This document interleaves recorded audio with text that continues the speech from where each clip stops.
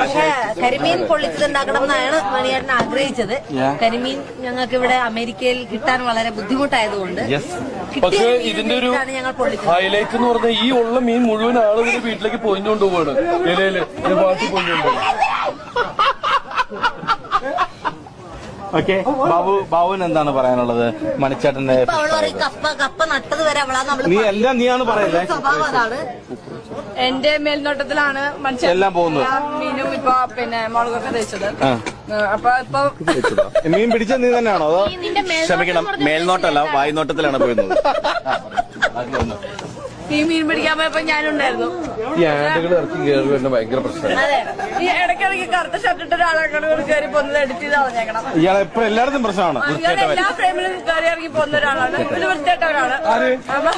കറുത്ത ഷർട്ടിട്ട ഒരാള്, പിന്നെ ഒരു ചുരിദാറിട്ടാണ് എപ്പോഴും ഇവിടെ ചുരിദാറിട്ടാള്, പിന്നെ ഒരു പ്രോപ്പർട്ടി ആയതുകൊണ്ട് എല്ലാ ഫ്രെയിമിലും നമുക്ക് മൺചട്ടുണ്ടാക്കാൻ പോകുന്ന മീൻ പിടിക്കാൻ പോയപ്പോൾ ചൂണ്ട വരെ ഉണ്ടാക്കിയത് ഞാനാണ്. ദിലീപിനെ വൃത്തികെട്ടമെന്ന് പറഞ്ഞത് ശരിയായില്ല. ഈ കറുത്ത ഷർട്ടിട്ടാണ് നിങ്ങൾ ഇടയ്ക്കിടയ്ക്ക് കാണുന്നത്. നിങ്ങൾ അത് വരുമ്പോൾ ചാനൽ മാറ്റേണ്ടതാണ്.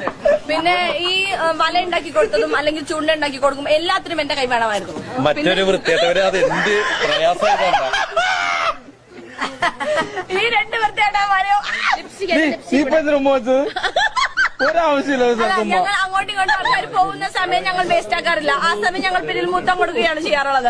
ഞങ്ങള് ഒരു മഞ്ഞ ഷർട്ടിട്ട മഞ്ഞ ഷർട്ടിട്ട ഒരാൾ പോകുമ്പോഴും കറുത്ത ഷർട്ടിട്ട ഒരാൾ പോകുമ്പോഴും ഞങ്ങൾക്ക് ടൈം വേസ്റ്റ് ചെയ്യാനില്ല. ഞങ്ങൾ അങ്ങോട്ടും ഇങ്ങോട്ടും മഞ്ഞ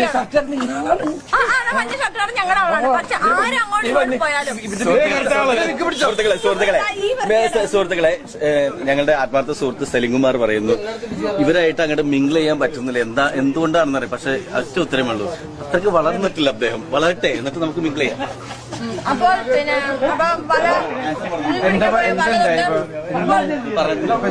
ഉണ്ടാക്കിക്കൊണ്ടിരിക്കുന്ന ഗ്യാസ് വരെ ഞങ്ങളെ കൈകൊണ്ടാണ്. അതെവിടെയുണ്ട്? പിന്നെ